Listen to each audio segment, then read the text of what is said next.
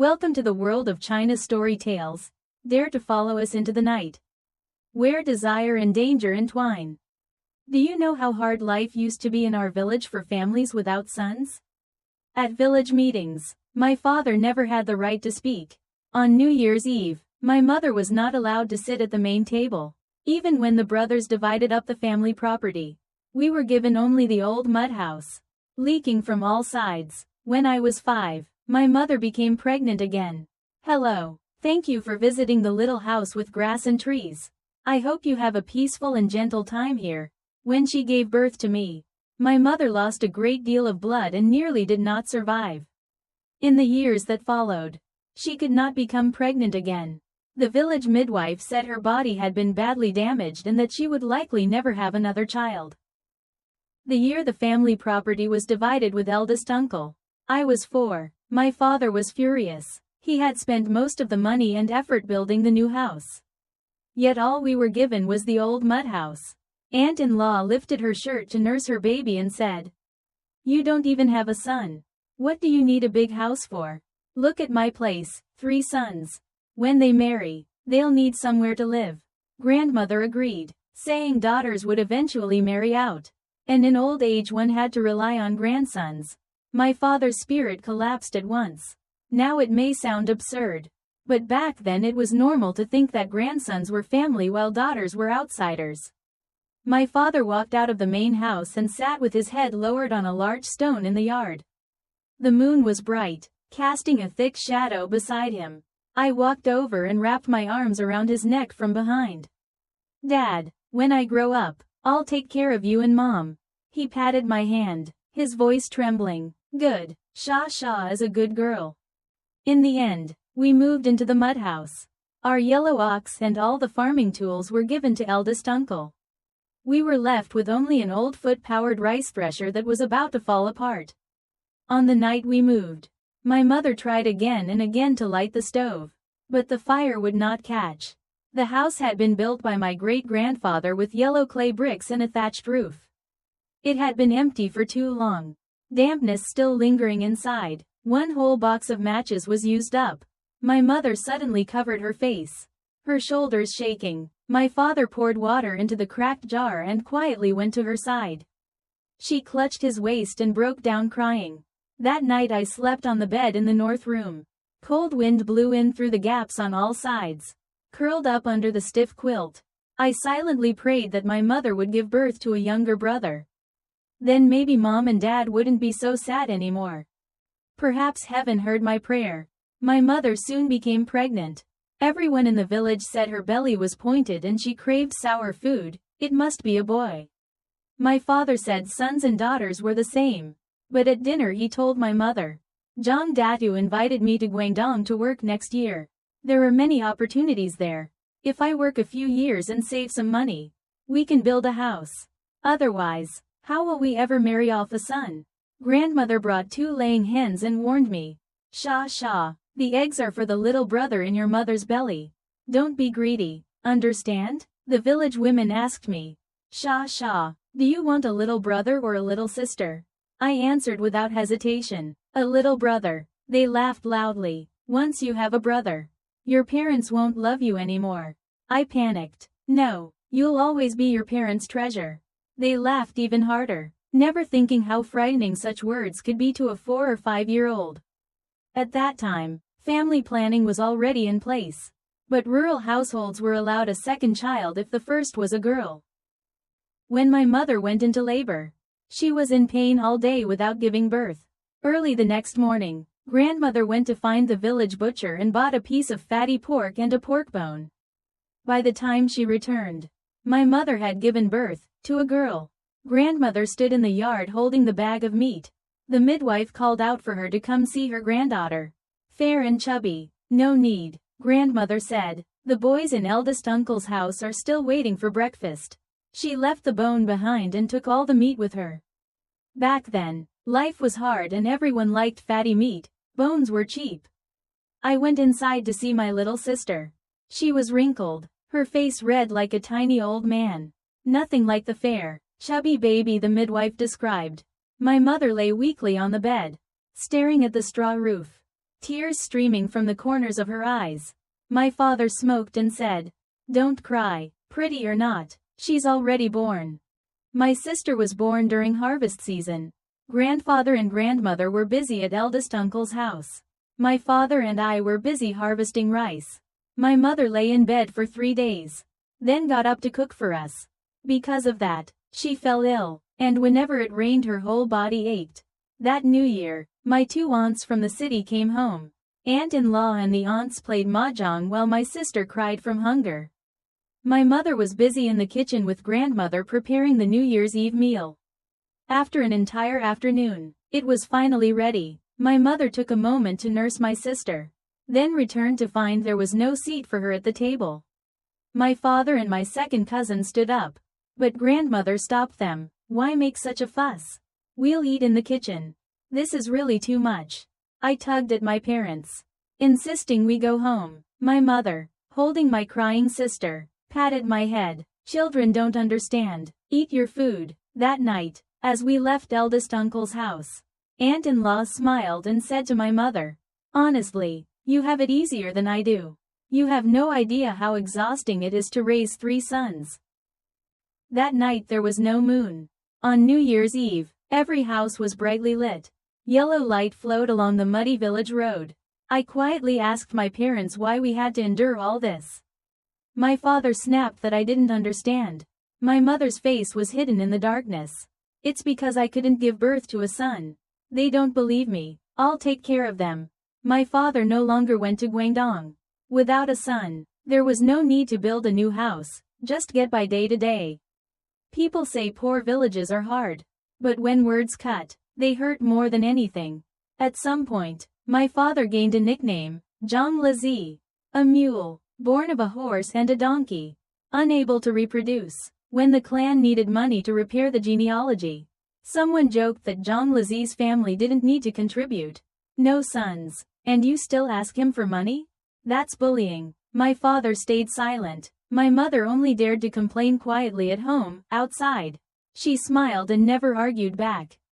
I couldn't change them. I could only make myself stronger. When they called my father Zhang Lazi, I cursed back that their whole family were Lazi. When my cousins bullied my sister and me, I fought back with teeth and fists. Even if I was bruised, I made sure to leave a mark. Grandmother took the newly hatched chicks from our house, saying she would raise them for us. After a while, they became eldest uncle's chickens. I chased after them to take them back. Aunt tied our yellow ox to the edge of our field, letting it eat all the young vegetables, then pretended it was an accident. I opened the gate to their yard and let all their chickens loose. They pecked their vegetable garden bare. When Aunt cursed me, I replied, "If you dare eat our vegetables again, I'll cut all your rice." Gradually, I became notorious in the village. The women would advise me, "You don't have brothers, and your temper is so strong. When you marry, no one will stand up for you." My mother would sigh too. With her personality, who knows if she'll even marry? "But Mom, I was only protecting you. Protecting this family." In the blink of an eye, my sister reached kindergarten age. That day, 2 important things happened in my life. First, it was her first day in kindergarten. The teacher taught counting. After just 3 tries, she could count from 1 to 100. The substitute teacher was from the village and praised my mother. 2 is much smarter than Sha. Second, 8th uncle was diagnosed with stomach cancer. There was no medical insurance then. For farmers, cancer was almost a death sentence.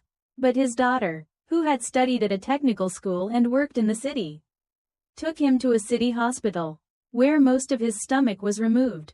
He survived and later told cheerful stories about his hospital stay. On the way home, my mother pulled my father back from going out to play cards. "Look how smart Tutu is. If we raise her well, she won't be worse than a son." With hope, my parents came back to life. At first, they treated my sister and me the same. But from that day on, my sister received more favor. If there was only 1 chicken leg, it was hers. If she didn't want to eat breakfast at home, my mother gave her money to buy cornbread. Only when I was sick did I receive such treatment. Every New Year, my sister had new clothes. I wore hand-me-downs from my aunts. During harvest, my sister didn't go to the fields. My mother said, "These hands are for writing, not for labor. 2. You must study hard and bring honor to our family." She truly was smart, always top of her class, earning certificates every term. Back then, those certificates meant far more than they do now. I can't deny it, learning depends largely on talent. I worked much harder than my sister. I slept at 11 and woke at 5. On the bus to school, I memorized 14 English words. On weekends, I went into the mountains to cut bamboo, pick mushrooms and tea leaves, collect tea seeds, and use the money to buy workbooks. School facilities were poor. Once, I took my math test paper into the restroom. By the time I finished solving the problems, my legs were numb, and I nearly stepped into something unpleasant. I always believed that slow birds should fly early, but the results were never clear. Reluctantly, I had to admit that I was ordinary, background scenery in a movie, a supporting character in a novel, someone barely remembered at a class reunion. My mother often reminded me, "Sha, you're the older sister. You must protect your sister and support her." Mom, ever since my sister was born, I have been protecting her. A few years passed quickly, and I took the middle school entrance exam. Before the results came out, Shang from the village invited me to go to Guangdong to work. She was full of hope. In the factory, I could earn 800 yuan a month, buy pretty dresses, even get my hair done. In the sweltering summer, Aunt sat under the big maple tree, fanning herself, and said to my mother, Sha can earn money to pay Tuthu's school fees. Life will be much easier for you."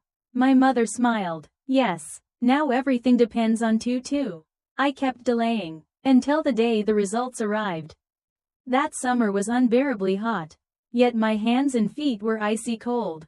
Despite all my effort, I missed admission to number 1 high school by 9 points.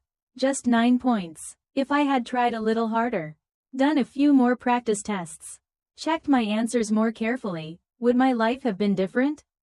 The admission letter from number 2 high school arrived. That night, under the yellow light, my mother looked at it and sighed. Sha, number 2 high school doesn't send many students to college each year. Tutu is in 5th grade now. Your father and I want to send her to study in the county next year. But that will cost a lot. If both of you study. The fluorescent light flickered, its buzzing sound sawing into my heart. My parents looked at me, silent, waiting for me to say it myself. I finally spoke. "I won't continue school." My younger sister froze. "If sister wants to go to high school, then let her go. I can study at the township school too." Dad scolded her. "You don't understand anything. How can a township school compare to the city?" After a long stretch of silence, I clenched my fists and said again, "Then I won't go to high school." My homeroom teacher said that with my grades, if I went to vocational school, my tuition would be waived. I almost begged, "Dad, Mom, after I graduate, I'll earn money and pay you back everything you spend on these 3 years." Looking back now, I can understand their decision. The family had limited resources, and they had to invest in the one with greater potential. An ordinary girl like me was destined to be set aside. But if I could go back, I would cry, roll on the ground, kneel and beg, do anything, to stay in high school. Grandma and aunt scolded me. "Why don't you know how to care for your parents? Other girls in the village are already working. You don't study well and still want to continue, what's the use?" The village women also advised my parents. Vocational school no longer guaranteed jobs. They said, studying was pointless. If it were a son, that would be different, but a daughter? Why spend so much money? Better send her out to work early and earn money to build a house. This mud house might collapse any day. Before I enrolled, Mom gave me my living expenses and reminded me again and again that raising children was not easy. That I had to be careful with every cent. Vocational school was in the city. Nothing like the countryside. 200 yuan a month barely covered meals. By then the internet had arrived, and I registered a QQ account. I chatted with Shang, who told me factory line work wasn't meant for humans, 12-hour shifts. Only 4 days off a month. Penalties if quotas weren't met. Every day staring at those parts. I'm losing my mind, she said. Sha. Studying is still better. She told me about foreign companies where office workers wore high heels and sat in air-conditioned rooms. Around that time, Korean dramas were popular, and I chose business Korean as my major. I set a goal for myself. I had to get into a foreign company and work in an office. I didn't study with the same blind intensity as before, but I never slackened. My roommates went to internet cafes, played games, watched shows. I looked up materials or practiced speaking with Korean dramas. I woke up at 6 every day, ran, ate breakfast, self-studied, then went to class. When there were no classes, I worked part-time. The rest of the time I stayed in the library, reading everything I could find, unable at that age to distinguish what was truly useful. The school atmosphere was poor. Few students studied seriously. Boys and girls dyed their hair, wore heavy makeup, pierced their ears, smoked. As long as nothing extreme happened, teachers didn't intervene. To save travel money, I rarely went home. Every phone call with mom ended the same way: don't cause trouble. Save money. Your parents earn it with difficulty. I almost never bought new clothes. Rotated 2 sets of undergarments. Never touched cosmetics. Even ordering the cheapest 2 yuan drink when going out with roommates made me feel guilty. Yes, mom's words made every coin feel heavy. Years later, even when I earned my own money, the first thing I did when shopping was check the price. I could afford it, yet still lacked confidence. Poverty had carved itself into my bones. It took me a long time to slowly erase its traces. And even now, I know it still shapes me. A good-looking senior named Zhao Liang pursued me for over 2 months, bringing food and waiting downstairs every day. My roommates urged me to accept him. Handsome, decent family, treated people well. I refused. He smoked, drank, got into fights. 2 15 or 16-year-old girls. That seemed bold and attractive. I didn't like it. A month later, Zhao Liang had a new girlfriend, a student from the teacher's college next door. He took her everywhere and even showed off in front of me. That night my roommates were furious on my behalf. It hasn't been long, and he already moved on. After venting, the dorm leader said softly, "But she's a full-time university student." The room fell silent. That was when we understood there was an invisible line dividing us from them. It was reverence for education that made the boys envy Zhao Liang. He had crossed that line. My sister was admitted to the county high school. My parents rented a small place in town for her studies, stirring gossip throughout the village. Grandma slammed her cane and cursed them for raising daughters for others. Villagers mocked my parents, saying they might as well find a live-in son-in-law.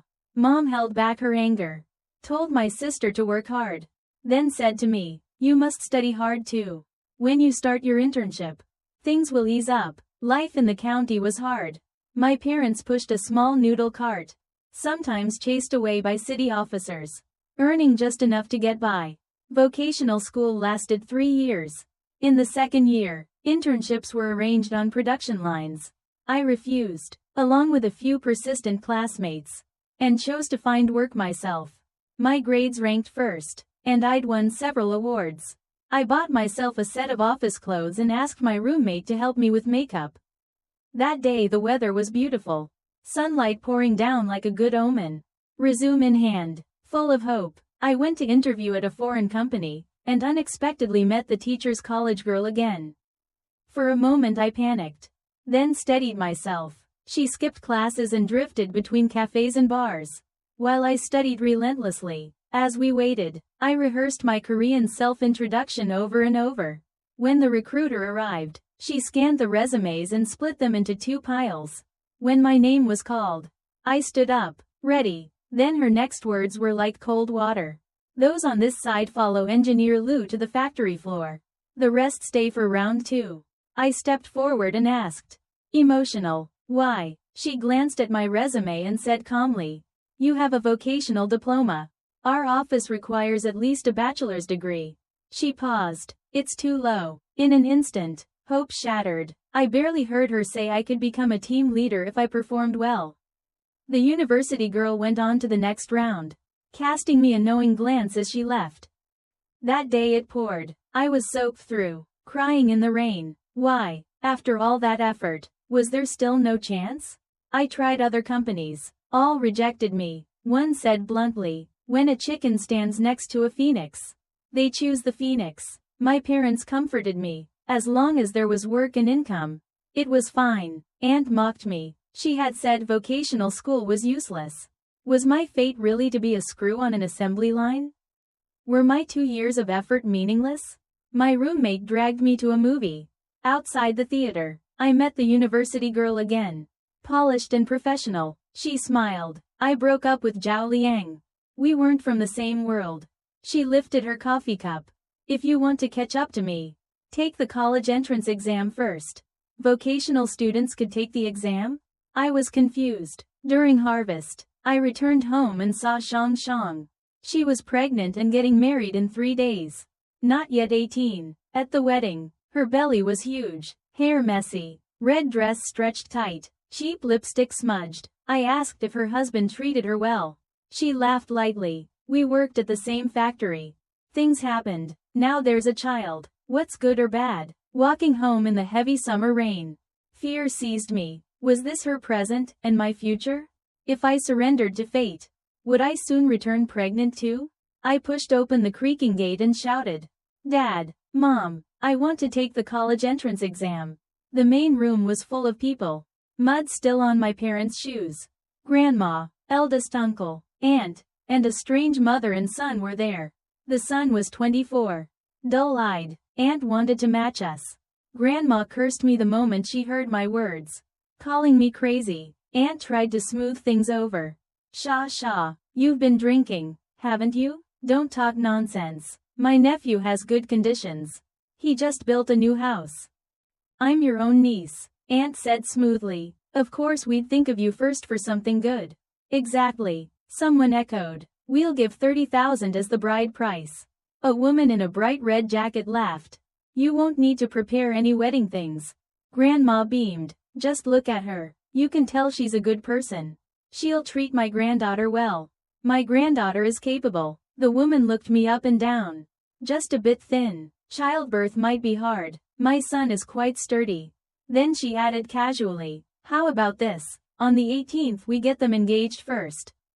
Then the two go to Guangdong to work together, build some feelings, and marry at the end of the year. Back then in the countryside, that was the standard path. Engagement, working together, pregnancy during work, returning home for a wedding at New Year. My mother said timidly, Sha is still young. Grandma snapped, she's almost 18. What do you mean young? My father smoked in silence under Grandma's sharp gaze. They were always weak like this. Anything I wanted, I had to fight for myself. I slammed the table and said through clenched teeth to Aunt, if his family conditions are that good, you marry into it yourself. If you force me, I'll hang myself at your door and see who would dare marry into your family after that. This marriage will go nowhere. Aunt spread word of my behavior all over the village. Everyone said I was crazy. Proper high school students studied day and night and still failed the college exam. I was just vocational school. What was I dreaming of? Did I think the exam was like planting vegetables, that it would sprout as soon as I sowed it? Grandma cursed my mother viciously. In the end she said, whether she marries or not isn't up to her. That's 30,000. Use it to fix eldest son's house. Da Bao is already 22. It's time to talk marriage. That night my mother asked softly, how does a vocational student take the college entrance exam? A spark flared in my eyes. I hurriedly laid out my plan. A cram school would take me. There was a fairly famous one in the neighboring county. After a long silence, Mom asked, how much is tuition? 3,000 a semester. It was a private school. With my foundation, even with full payment, they weren't eager to accept me. Mom sighed again. That's too much. 3,000, what did that mean back then? Mom sold fried noodles on the street. One bowl for 1 yuan. After costs, she earned about 30 cents per bowl. Under the yellow light, she took out a tin box and counted the crumpled bills one by one. This money was meant for my sister's advanced math class. Even if she gave it all to me, it still wouldn't be enough. Her hands, dark and wrinkled from years of labor, The fine lines at the corners of her eyes rested quietly as she looked at me. More than 2 years earlier, it was this same look that made me give up high school and choose vocational school. I clenched my fists, pushed down the guilt, and knelt before my parents. Consider it a loan. I'll pay it back. Double. No, 5 times. 10 times. Please, don't break the wings of my dreams. Please look at how hard I've tried. Ordinary, but trying with everything I have. My sister burst into tears. Mom, let sister study. I can skip tutoring. I'll be top of my class. My father, silent for a long time, stubbed out his cigarette. 1 year, just 1 year. If it doesn't work, you must obediently go to work and get married. That night my sister crawled into my bed. She whispered, Sister, only now do I realize being top of the class isn't simple. We're born as a point, then become a circle. The bigger the circle, the more unknowns you see outside, and the more you realize how small you are. Some people shrink back into a limited shape. But I won't. Even if I'm destined to be ordinary, I still want to grow. Keep growing. Even if in the end I'm just dust in the universe, I'll have no regrets. For an entire week I was surrounded by mockery and curses. From grandma, calling me foolish, daydreaming, saying I wasn't meant to be a college student. From villagers who had already decided my failure and told my parents not to waste money, to save it for old age. In mid-March, I left home to study in the neighboring county. My sister saw me off at the village entrance. Sister, you have to hold on. 222, if I don't want to rot here forever. I can't slack off either. That year my sister was in 8th grade. I was effectively in 12th. The cram class was brutal. Everyone else had already studied high school content. Teachers mainly reviewed problems. Whether weak students like me could keep up wasn't their concern. I was a blank sheet. At first, everything sounded like a foreign language. My parents only gave me tuition. Every day I washed baskets of dishes for the cafeteria aunt in exchange for 3 free meals. I ate whatever was left. Later, seeing how hard I worked, she would save me a chicken leg or braised meat. You're still growing, she said. You can't live on leftovers every day. Each meal I could eat half a kilo of rice. I wasn't afraid of gaining weight. No amount ever felt enough. At 10:30 p.m., the dorm lights went out. I took my books to the hallway, where motion sensor lights kept turning off, forcing me to pace back and forth. Summer mosquitoes were everywhere. Repellent was useless. I didn't dare swat too hard for fear of disturbing others, only stamping my feet lightly. By morning my legs were covered in bites. The atmosphere was tense. Everyone buried themselves in books. Barely speaking, I had too many questions. But no one wanted to waste time helping someone with no foundation. Later, the class monitor Zhang Xin couldn't bear it and tutored me. I brought my exercises to her constantly. Her tone was never gentle. That was fine. Life had already taught me enough lessons. What was a bit of attitude? Over time, I realized she was kind. She lent me all her notes and workbooks from 1st and 2nd year. My eyesight deteriorated badly from overuse. Text that was once clear became blurred. Glasses cost over 100 yuan. I had no money and endured it. I clawed my way up from the bottom of the class. No matter how I prayed, time never slowed. 1 semester passed in a blink. Before New Year, the final exam came. I ranked 18th from the bottom. I stared at the score sheet, laughed, then cried. Over 300 points. For an ordinary high school student, it might be effortless. Only I knew how hard it was. On New Year's Eve, Dad pushed open my door. Not going out to watch the Spring Festival Gala? I bit my pen, didn't look up. Wait a bit, let me finish this problem. He stood there for a moment, then quietly closed the door. The TV outside grew much softer.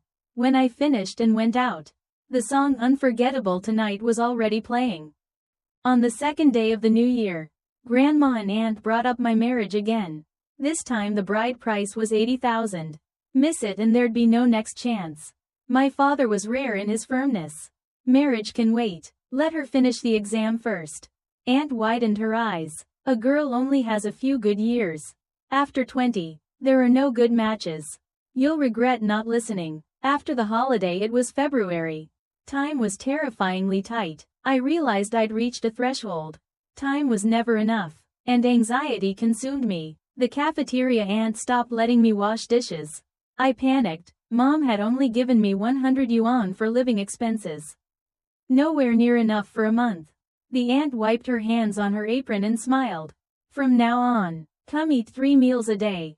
No charge. Focus on studying. I believe in you. I thanked her. She froze, muttering, I thought you'd refuse. I'd prepared a whole speech. I laughed through tears and bowed deeply. Thank you. Her eyes reddened. She waved me away. Go study. If my daughter worked like you, I'd sell my house to support her. Zhang Xin noticed my anxiety too. Before evening self-study, she handed me a scrap of paper with a big tree drawn on it.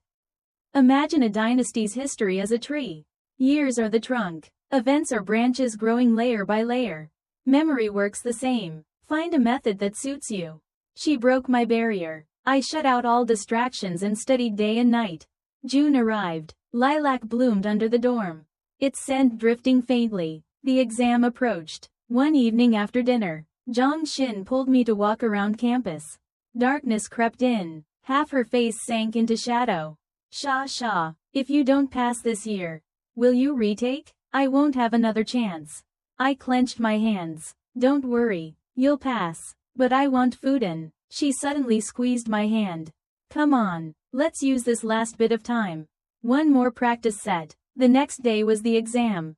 Many chose to relax. Our classroom was nearly empty. Zhang Xin took out a Huangchang math set. Let's do this one. I think this question will definitely appear. Every second of the exam was long and painful. When it ended, I felt hollowed out. I packed lightly, said goodbye to Zhang Xin, and went home. Thanks for dragging me to do problems that day. She smiled brightly. I told you, that question would be there. Dad was working construction to support our schooling. Mom pushed her noodle cart. After unpacking, I went to find Mom just as city officers chased her away. The old cart was heavy. As she pushed uphill, even her hair seemed to strain. My eyes burned as I ran to help. She turned and smiled. Finished the exam? She didn't ask how it went. Only that night, while applying medicated plaster to Dad's back, she said, you wanted to take the college exam. And we supported you. Don't blame us later for favoring your sister. After harvest, go find work. It turned out they never believed I'd pass. Results day happened to be Grandma's birthday. Mom got up at 5, bought groceries, took the earliest bus home. She bustled in the kitchen. Aunt washed vegetables at the gate. Chatting, spending half an hour on a bunch of celery. Dishes were served one by one. Mom stayed in the kitchen. There were 3 round tables full of relatives and friends. Everyone sat. No seat for Mom. My aunt called from the kitchen. Weiwa, stop working and come sit. Grandma tapped her bowl. She's strange. Doesn't like sitting at the table. My sister glanced at the clock and whispered. Sister, it's 12. Can we check now? Aunt overheard and sneered. What's there to check? Others study 3 years and still fail. She's not smart to begin with. Studied 1 year and thinks she'll pass? Can she even get 300 points? The relatives' whispers were full of sour words. An uncle scolded my father. A daughter should marry early. Why indulge her? How much money have you wasted? Aunt laughed so hard her whole body shook. No son, what can you do? Grandma's face hardened. You promised, if Sha doesn't pass, that plot of land goes to Dabao. Don't go back on your word. My father was tense. He handed me his old Nokia. Try it. Aunt chewed melon seeds with ill intent.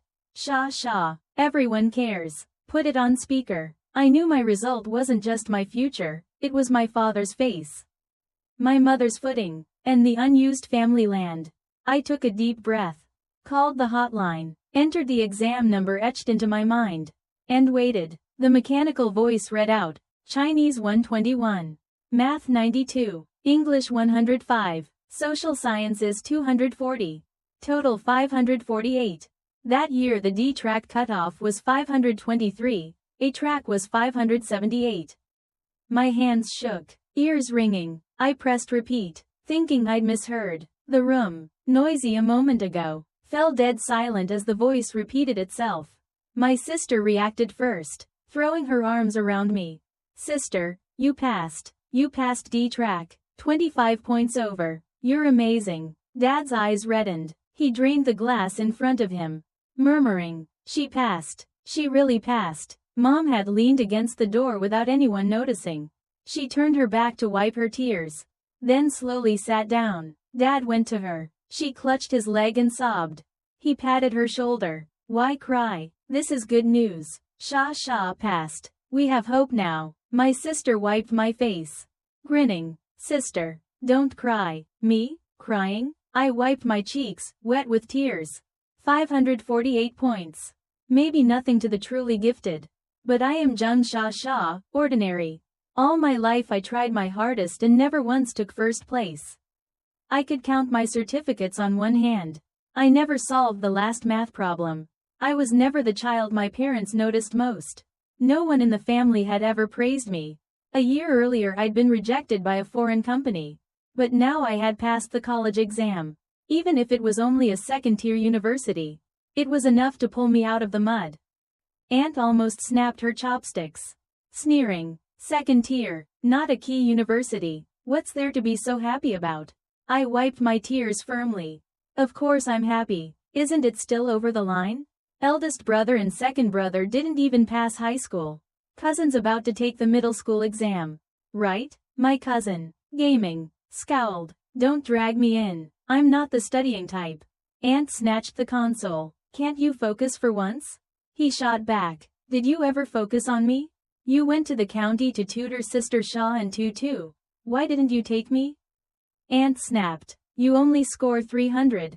So what? Sister Shaw couldn't even get 300 before. He kicked over a chair and stormed out. Grandma rose shakily. Da Bao, where are you going? You haven't eaten. Not eating. I'm full of anger. He vanished. Grandma scolded Aunt. Look what you did, driving the child off. No wonder he never grows up. Mom steadied herself. I pulled her to my cousin's seat. Mom, sit and eat. She wiped her eyes. The water spinach isn't done. I glanced at Aunt. Let her do it. Mom's been busy all day. Aunt's face changed. She was about to refuse. Grandma stared. What are you standing there for?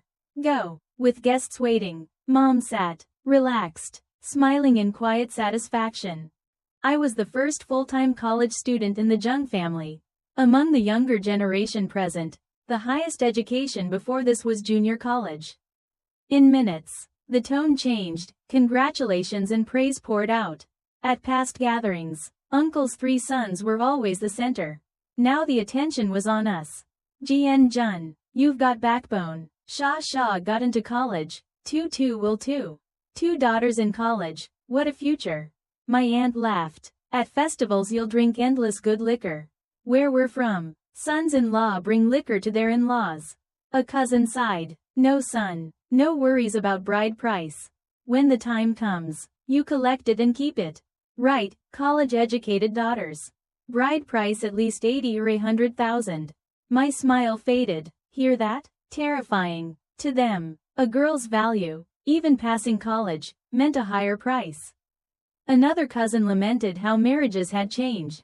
Village houses no longer mattered, city apartments did. With 30-year mortgages that ground bones to dust.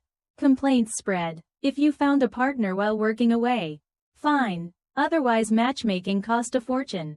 Many girls demanded city apartments and refused to live with in-laws, crushing for farmers with limited income. Someone asked Aunt, wasn't Da Bao seeing someone? Her face darkened. They broke up. Why? That's a shame. Grandma tapped her bowl. Before she even married in, she ordered her mother-in-law around, washing dishes, cooking. She got angry and left. Da Bao hasn't called home in 2 months. Criticism piled on. Aunt defended herself weakly, only to be scolded harder. Until she steered the topic to her son's schooling and the focus drifted back to my parents. Dad drank a lot, beaming, eyes wet, wine or emotion. Who knew? When the feast ended, Mom moved to wash dishes again. I pulled her back. Mom, you bought and cooked everything. Let Aunt wash. My sister and I tugged Mom away. Aunt called after us. Sister-in-law, the dishes. Mom inhaled, turned, smiled. I've had a bit to drink. You wash them. Outside the courtyard, Mom quickened her pace, then suddenly laughed, then cried. She hugged me. Shaw shaw, you made me proud. I can finally hold my head high. When Tutu gets into a key university, I'll hold it even higher. I wanted to tell her she could hold her head high even without sons. That life is ours and cruel words don't matter. But I knew she couldn't escape beliefs etched into bone.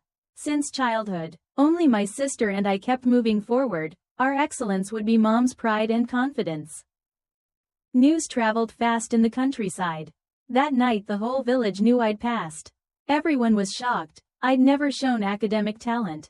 Dad walked from one end of the village to the other with hands in pockets. When he came back, there were a dozen cigarettes, all gifts. When Mom washed clothes at the pond, she became the center of attention. Her face stayed flushed for days. When filling preferences, I finally met Zhang Xin again. How did you do? By last year's ratio, 8 points above Fudan's cutoff.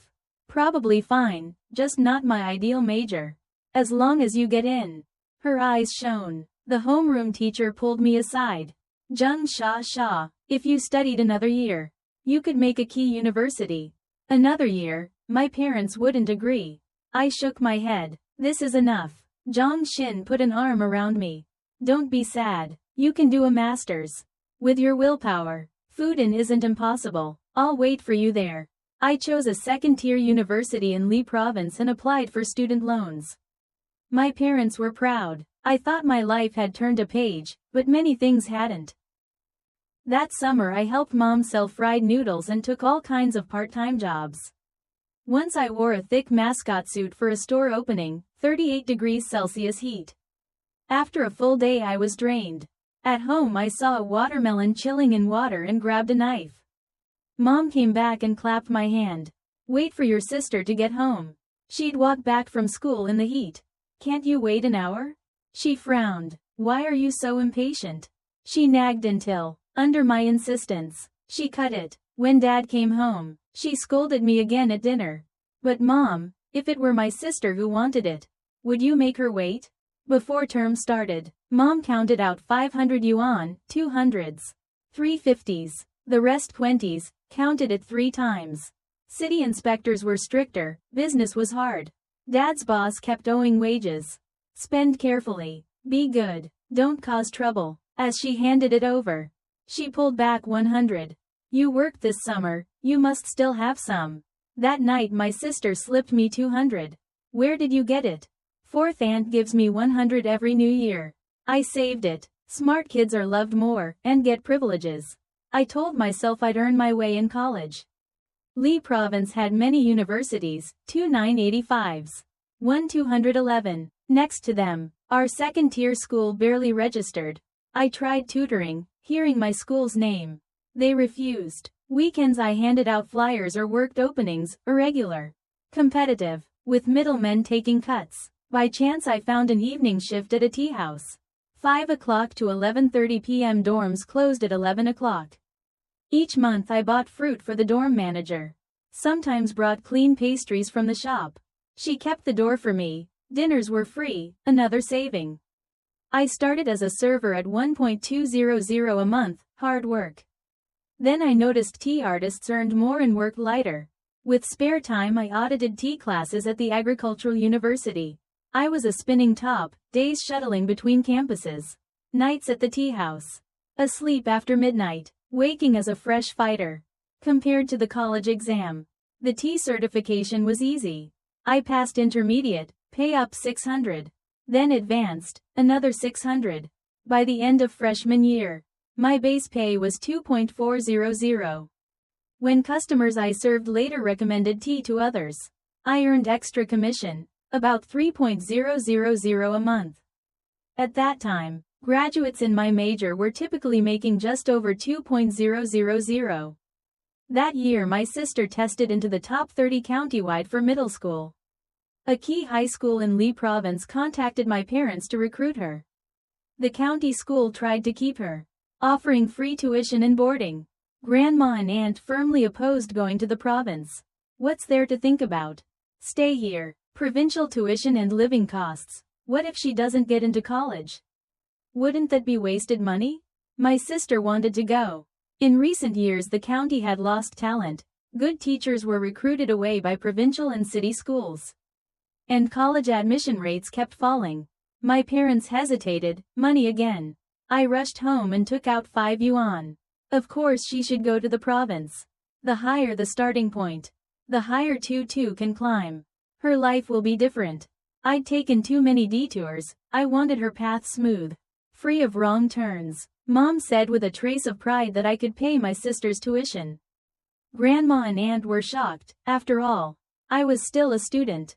How much could part-time work earn? The next day rumors spread through the village that I went out every night in the province. That my money wasn't clean. After dinner Mom asked timidly, Sha, you're not really fooling around out there, are you? That's a lot of money. How could a student earn it? I was furious. Let villagers gossip. Why would my own mother doubt me? I snapped at her. Dad scolded me. She worries about you. Is all that studying just to talk back? The next day I spoke pointedly outside Aunt's courtyard. I work night shifts, not play around. Some people never leave the county and don't even know what night shifts are. Instead of spreading rumors, maybe worry about earning money for your son's marriage. Aunt flew into a rage. I urged my parents to look for work in the city, bigger city. More chances. A friend of my dorm manager ran a university cafeteria and was hiring. Grandma opposed it fiercely, cursing Dad as unfilial and ungrateful, calling him a fool. 2 daughters will marry out anyway. You'll work your whole life and end with nothing. You don't care about the clan. So many nephews still unmarried and you won't help. Dad backed down, took a sip of wine. Fine, we'll go to the province. Our land can't be farmed anymore. The kids are grown, capable. Later, Sha can help with Tutu's schooling. Your mother and I have worked all our lives, we should rest. Dad, I know you and Mom are exhausted.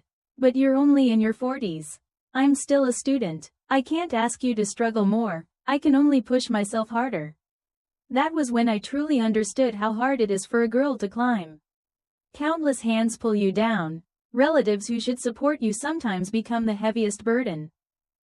Thankfully, my sister could board at school. On weekends I took the bus to Hexie to see her. Sophomore year brought heavier coursework.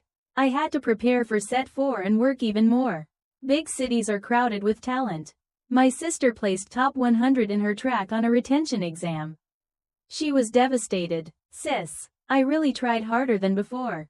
I rubbed her head. Now you understand how I felt. This is the life of ordinary people. I sighed. Nothing comes easy. We have to work hard without slackening. Or we disappear into the crowd. Sunset washed her young face. I looked toward the sinking sun. Tutu, this is what effort means, relishing the feeling of pushing upward. Breaking your limits. I believe you can. Each breakthrough comes with a crack, the sound of shattering and rebirth. We strive so that when we look back, we can say we have no regrets. I tried my best. I have no regrets. That winter, several things happened. Shang divorced. The child stayed with the husband. She was only 20. Her household registration still said unmarried. Yet she'd endured a marriage with no exit. She withered. My sister finished finals, top 50 in her track. My eldest cousin still relied on matchmaking, no house, no car, no stable job, rejected repeatedly. He finally got engaged to a woman 2 years older. Her family demanded 68 yuan and 3 gold items. This time Aunt didn't dare complain, afraid of pricing her son out of marriage. They set the engagement for the 5th day of the first lunar month and planned to marry a year later. I disliked Aunt and didn't care for my cousin. But it didn't concern me, or so I thought. On New Year's Eve we gathered at eldest uncle's for the reunion dinner. Both aunts were called back. Aunt was unusually enthusiastic. She prepared all the dishes. I thought she'd changed. I was wrong, she needed something. Midway through the meal, Grandma spoke. Da Bao is getting engaged. Everyone must help. The Zheng family incense line can't end with our generation. Or how will we face our ancestors? Eldest and youngest daughters, 5,000 each. Jian Jun, you're an uncle. In the future you'll rely on nephews. You contribute 20,000. I couldn't believe it and protested. Cousins getting married, why should my dad pay? Doesn't he have parents? Grandma slammed the table. Silence. How far have you studied? I'm talking to your parents. You'll marry sooner or later, this isn't your place. The city aunts, with better means, were pressured to agree despite displeasure. The pressure shifted to my father. Aunt stared at him. Da Bao is half your son. As his uncle, you can't be heartless. When you're old and sick, won't you need nephews? Dad didn't answer, but he didn't refuse outright. After dinner we returned to our own house. I warned Dad not to believe Aunt. Even biological children may not care for parents, let alone nephews. Dad frowned. If you were a son, would I need to do this? If we don't help and the Jung line really ends? He mentioned Grandpa's dying words. Mom murmured, then we'll give 5.000. Dad looked at me. Contribute 10,000. Sha, aren't you working? Rage nearly burned me up. Where would I get 5.000?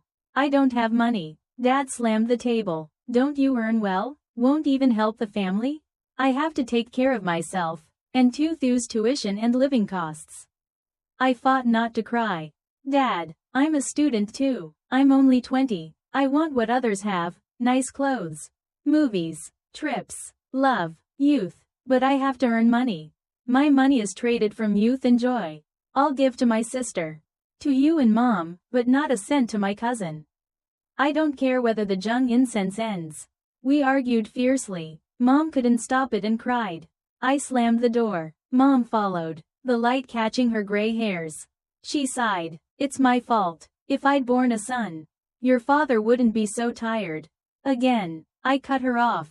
Sons and daughters are the same. We carry your blood. Daughters can succeed and support parents too. When will you believe that? That night my sister burrowed under the covers. Sis, did I drag you down? No, I'm just wondering when Mom and Dad will change.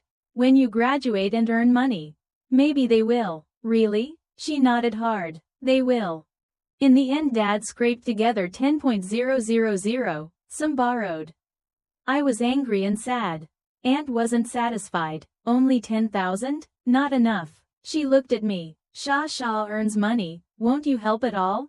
I feigned difficulty. My tuition is all loans. After the wedding, maybe cousin can lend me money for school. Aunt's face changed instantly. No way. My younger sons are growing up too. God knows what else she spread. Village elders lectured me. Sha, college doesn't mean arrogance. You have no siblings. Cousins are your real siblings. Help each other. Don't forget your roots. Help, never. I wanted to dig those roots up and leave. On engagement day, Aunt said the couple would work together and have a child early. The bride to be pushed back. We'll register first. Otherwise if I get pregnant and move in, I'll be bullied. Aunt's face went pale. She didn't dare argue. I understood then. My parents might never be my support. Deep down they didn't believe I could succeed. That was why I had to work even harder. My life could only rely on myself. I planned for graduate school and registered on the South Central University Forum, hot at the time. I researched, asked questions, and met Zhou Shang, a PhD there. Smartphones were just spreading. WeChat had just appeared. I bought a smartphone and added him as my first contact. He was clear-minded, steady, kind, enthusiastic. We chatted often, classic films, new songs, hard problems, sometimes philosophy. 2 months later I had to deliver tea near his campus. He asked if I wanted to meet. It was a beautiful late April day. Warm wind brushed my face. He was about 1.73 meters. Fair and thin, wearing a plaid shirt, khaki pants, a backpack, waiting under a big camphor tree. Novels are full of beautiful people. But real life isn't. Ordinary men and women find love too. I glanced at his plaid shirt and laughed. Very tech guy style. He looked nervous. Scratched his head. Not good? I bought it yesterday. Got a haircut too. It's great. I wear old clothes all the time. Should have bought something new. He waved it off. Eyes bright. No need. This is perfect. Ordinary people's love is ordinary. No third parties. No drama. We ate together. Climbed hills. Wandered streets. Watched movies. In mid-May, We went to see So Young together. When the movie ended, the theater was filled with sobbing. Only I felt dazed and hollow. I couldn't empathize, perhaps because I had never loved anyone. And no one had ever loved me. My youth was a blank. Chu Shang turned to me. Suddenly took my hand, his voice trembling. Your youth isn't over yet. Let me fill it. Be my girlfriend. His palm was soaked with sweat. I nodded as we walked out of the cinema. He said, you have no idea how afraid I was that you'd reject me. You're a PhD at South Central University, far better than me. Why would you be afraid? No, he said, I think you're better than me. I was afraid you'd look down on me. Afraid I wouldn't be worthy of you. I almost cried then. It turns out that no matter how ordinary you are, there is always someone in this world who thinks you are unique. Someone who has to stand on tiptoe just to reach you. Chu Shang helped me find all the professional textbooks from South Central University and past exam papers. My major was closely related to the graduate entrance exam.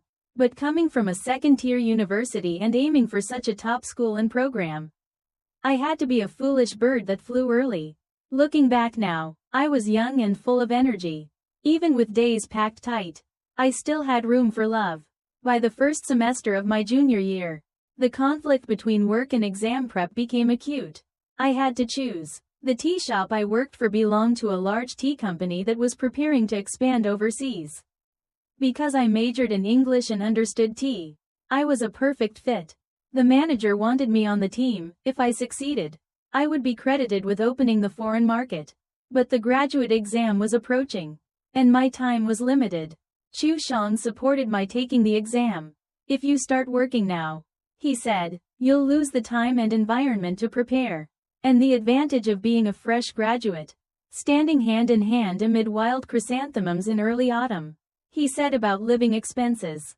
Don't worry, I can send you 1.500 a month, and took out his phone. I refused. I still had some savings. And if I ran short, I'd ask him. In truth, part of why I wanted graduate school was because of him. He was a PhD from a prestigious university. I was just a student from a second-tier school. His family was well off. Once his mother gave him 5,000 for living expenses.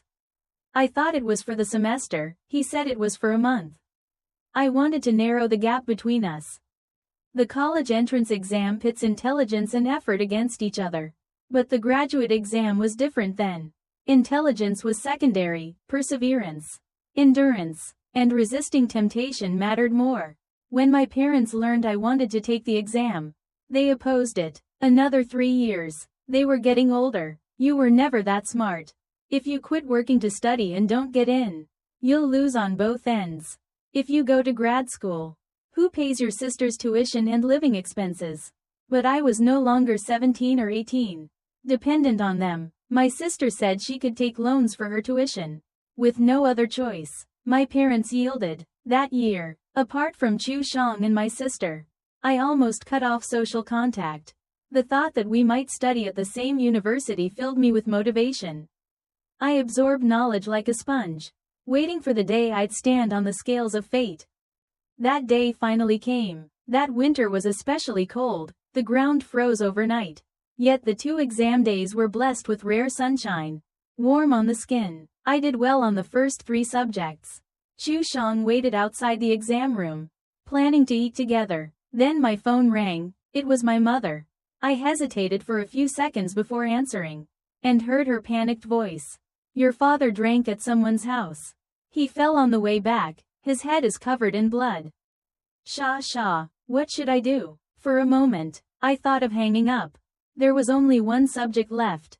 I'd done well on the first 3. If I ignored the call and finished the exam, perhaps my life would be completely different. But life has no ifs. Chu Shang rushed with me to the hospital. My father had a stroke after drinking. His life was saved, but his speech was slurred and his movements slow. Forget earning money. He lay in bed, unable to look me in the eye. Sha. It was just that the road was slippery. He said. My mother whispered. Your sister is in her final year of high school. Don't tell her, or she'll lose focus. Sha. Your father can't earn money anymore. Don't take the exam. If you go to school, What will our family do? What about Tutu? I tried to stay calm but broke down. I told you these were my exam days. Why did he go drinking? Why do you never see me? Why am I always the one who has to sacrifice? Just once, could you think of me? Value me? Do you know I prepared for over a year? How many nights I stayed up? How many problems I solved? How much I endured? I don't expect help. At least, don't keep dragging me back. Don't keep telling me to give up. I'm always the one who's abandoned. They bowed their heads deeply, seeing the tangled white hair on their heads. Sorrow surged. Perhaps this was my fate. I ran out of the hospital. Chu Shang chased me down and found me under a leafless tree. He held me gently, patting my back. It's okay. You still have me. In my eyes, you're always the most important. I clung to him and sobbed. That winter, beneath the bare tree, I cried out all the grievances of more than 20 years. Chu Shang held me and said softly, I'm sorry. I didn't know you'd suffered so much to become this independent and strong.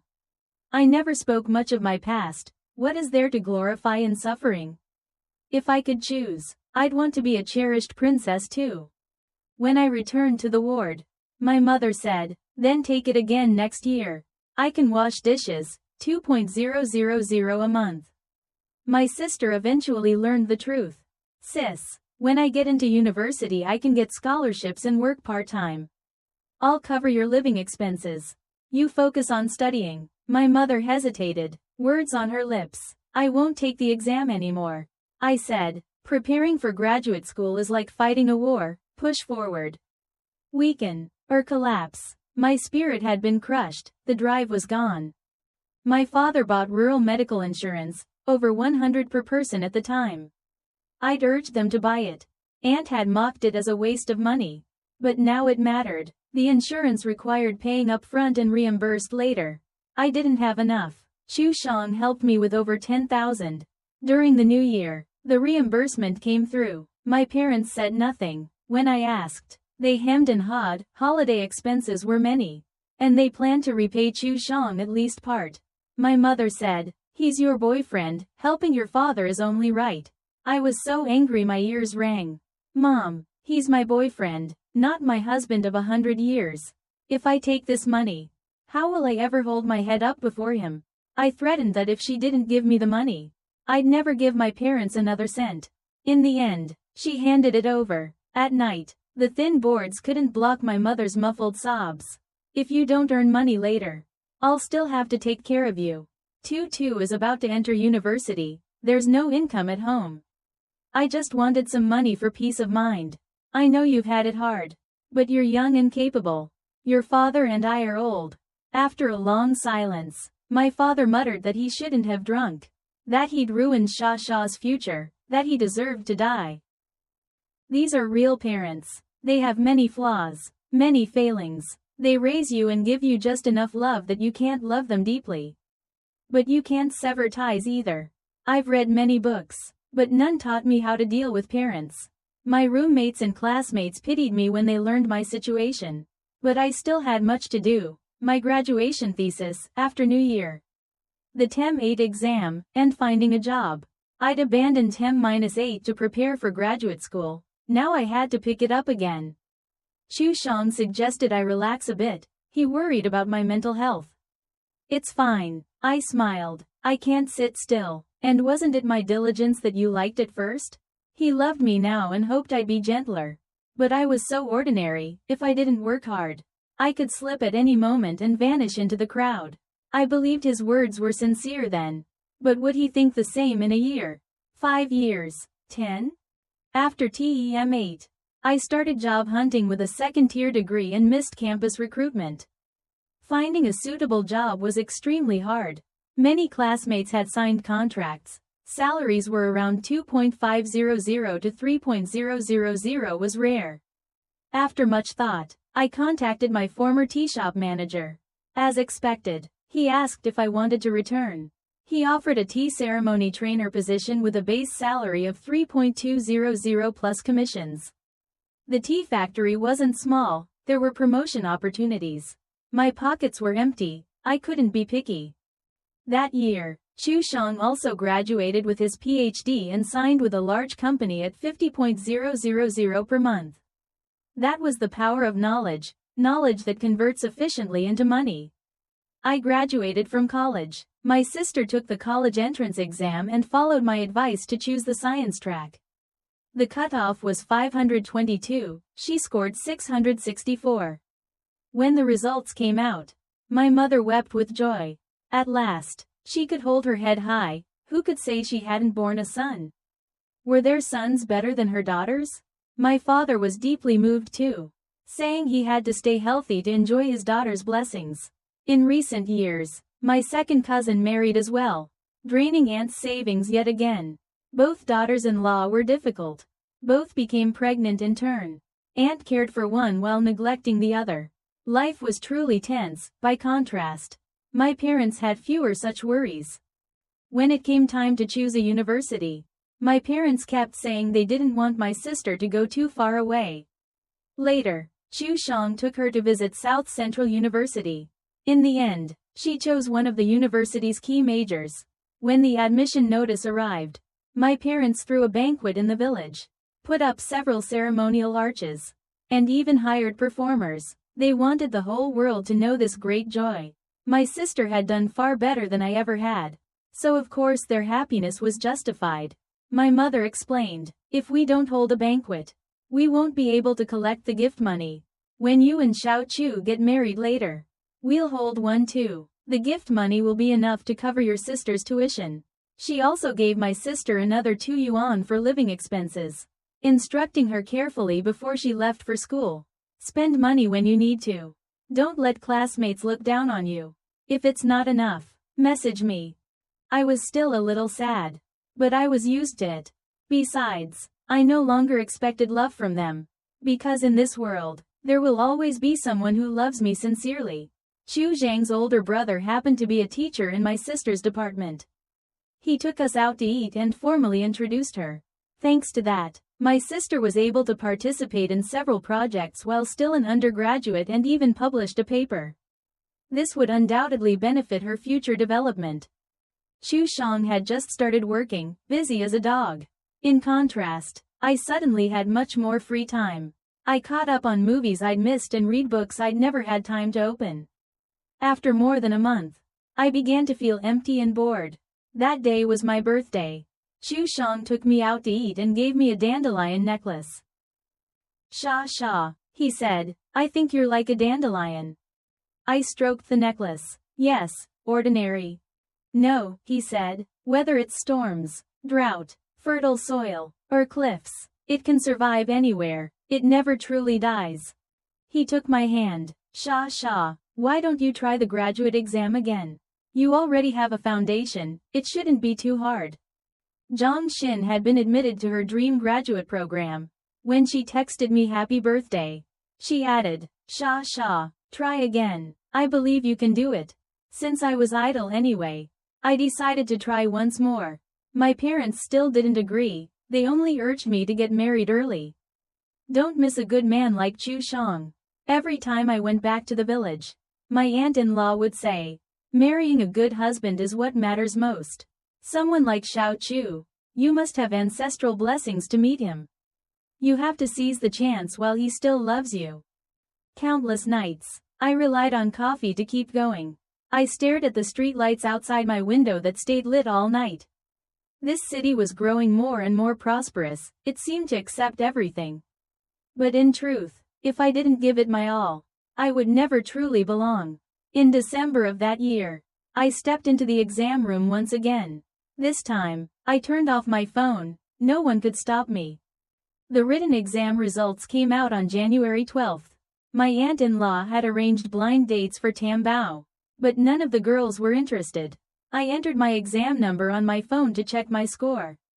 Total score, 439. The program I applied to admitted 150 students. I ranked third. I messaged Chu Shang. He replied with a voice message. Sha, I knew you could do it. He sounded even happier than I was. You're my pride.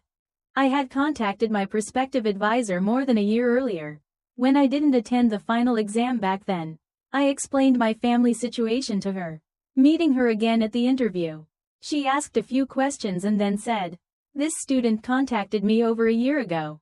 Her studies were interrupted due to family reasons. I didn't expect to see her again this year."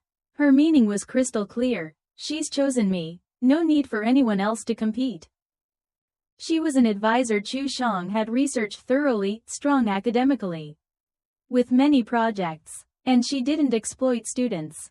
When I received my admission letter, Chu Shang took me to meet his parents. Some things shouldn't be thought about too deeply. Only after I was admitted did I realize that Chu Zhang's family was wealthier than I'd imagined. They owned several large supermarkets. The business was managed by his older brother. But Chu Shang also held shares and received dividends at year's end. His parents were polite to me, but it was obvious they didn't like me very much. My parents, on the other hand, urged us to get married. Chu Zhang's parents said instead, "Zheng Sha has just been admitted to graduate school, there's no need to rush marriage." My advisor had many projects, and during graduate school I was extremely busy. She liked drinking tea, and when she learned I was a senior tea ceremony practitioner, she treated me like a treasure. She often asked me to brew tea, and my monthly stipend increased noticeably. I became president of the student association. After publishing several influential papers, my advisor took me to conferences and banquets. Dining with industry leaders, she would proudly say, "My student isn't just strong academically, she's also a senior tea artist." More than once, I had to perform tea ceremonies. At that time, tea artistry was truly an art, nothing to do with any so-called green tea connotations. My advisor would beam, "If you go to a tea house, this skill alone is worth thousands." Today it's on me. I received endless praise. She treated me like a daughter, constantly praising me. "Such a good student, Xiao Chu is really lucky." She even joked, "If one day you two break up, come be my daughter-in-law." Oh my, her son had only just started his freshman year of college. She really knew how to talk. In truth, these were the parents I had always wished for. Even if I was ordinary, in her eyes I was still a treasure beyond compare. Perhaps heaven took pity on me and used this professor to make up for what I had lacked. Once, while dining out with Chu Zhang's parents, we happened to run into my advisor. She praised me lavishly and even quietly paid the bill. From that day on, Chu Zhang's parents' attitude toward me changed noticeably. In my third year of graduate school, campus recruitment season began, and I had to look for a job as well. One day, my advisor saw my resume draft and was displeased. "If you want a job, why didn't you ask me? Why rush around like a headless fly?" She introduced me to a leading heavy industry corporation in the country. Of course, there was still an interview. I applied for a senior business director position, mainly responsible for interpretation, receiving international clients, and assisting with contract negotiations. 10 candidates made it to the final round, including 2 overseas graduates. Honestly, a 985 master's degree didn't seem particularly impressive. But during the interview, the lead interviewer looked familiar. He glanced at my resume and asked, "Did you used to work at Long Run Tea House?" Then he remembered, he often brought foreign clients there, and interpretation was frequently needed. Tea ceremony has many specialized terms, and interpreters weren't always familiar. So sometimes I stepped in. It was like having a free English teacher. I wanted to talk more. The interview atmosphere was excellent. Soon, I received an offer, an annual total package of 300 yuan. It couldn't compare with Chu Zhang's, of course. But thinking back to the hardship of job hunting after my undergraduate graduation, the contrast was striking. Once my job stabilized, Chu Zhang's mother began to worry.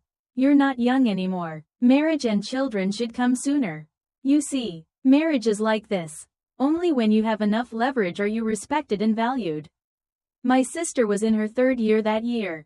She had planned to take the graduate exam. Chu Shang and I had helped her plan everything. But suddenly, she didn't want to take it anymore. After pressing her repeatedly, I learned she had a boyfriend, 3 years older.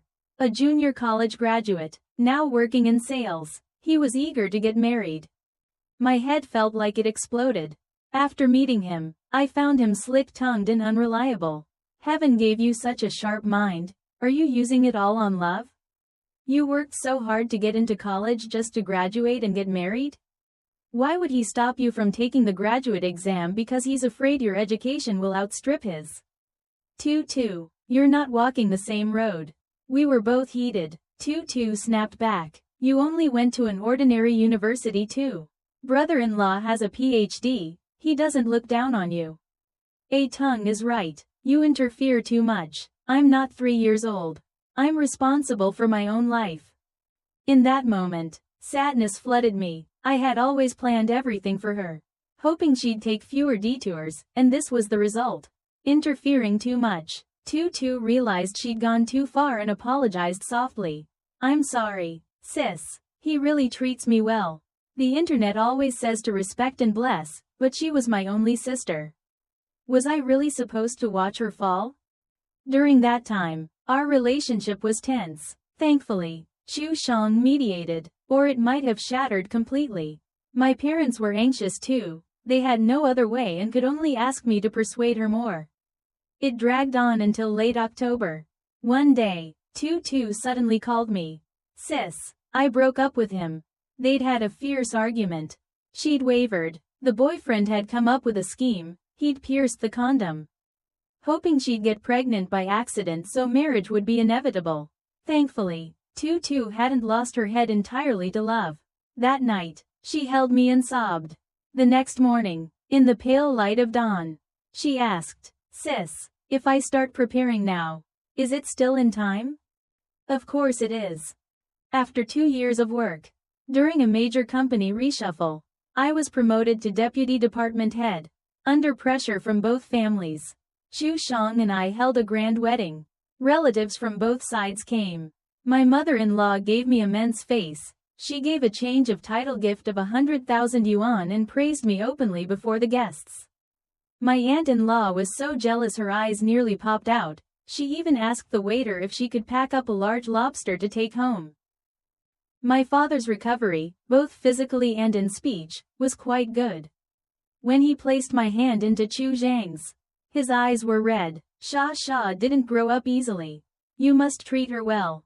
As my mother left, she held my hand and sobbed. Your father and I favored others before, we had no choice. Our family conditions were poor. Don't blame us. Parental love does change. When children grow up, parents seem to favor the one with more promise. They began texting me often, when it was cold, reminding me to wear more clothes, when it was hot, worrying I'd get heat stroke. They cooked many dishes I liked. Every time I went home, they stuffed my trunk full. In contrast, they paid less attention to my sister than before. They even complained by text that I didn't keep in touch enough. Rarely called home. Many children living far away miss home because they grew up bathed in love. Parents and relatives hold the emotional tether tightly.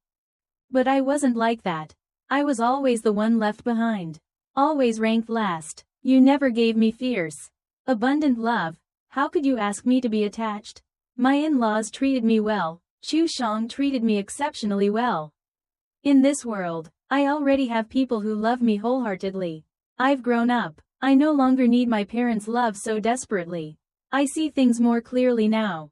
I can't cut ties. I can only reconcile with my childhood self. They gave me life and a little love. So I return a little love. I've never liked owing debts. After a torrential rain, the old house collapsed. Fortunately, the 140 square meter apartment I bought in town was delivered just in time. The location was excellent, 500 meters from the hospital, across the street from the cultural plaza, with 2 large supermarkets nearby. My parents said village life was more convenient, but their hearts brimmed with joy. Everyone praised their good fortune. 2 daughters, both smart and capable. My aunt-in-law even planned to borrow the house for my cousin's wedding. In recent years, worn down by her grandson, she had aged quickly and no longer had the energy to quarrel with me as before. This time, my parents refused. Times are changing. People's views are slowly shifting. Having many sons is no longer something to boast about. Many sons often mean a lifetime of toil. In truth, whether you have sons or daughters isn't the point. The point is to love them sincerely. Give them enough love. Teach them how to be a person and how to do things. When they grow up, they will naturally return that love with devotion. Only those who have truly lived through it understand this. We were born ordinary, starved of love. How do we avoid sinking into the mire? I think there's only one way: cherish ourselves. Keep striving. Never give up. Grit our teeth and push through every hardship. Weather every storm, even if no rainbow appears. Then, looking back, we can still smile and say, I did my best. I did not betray a single moment of my youth. The story ends here, but the night is far from over.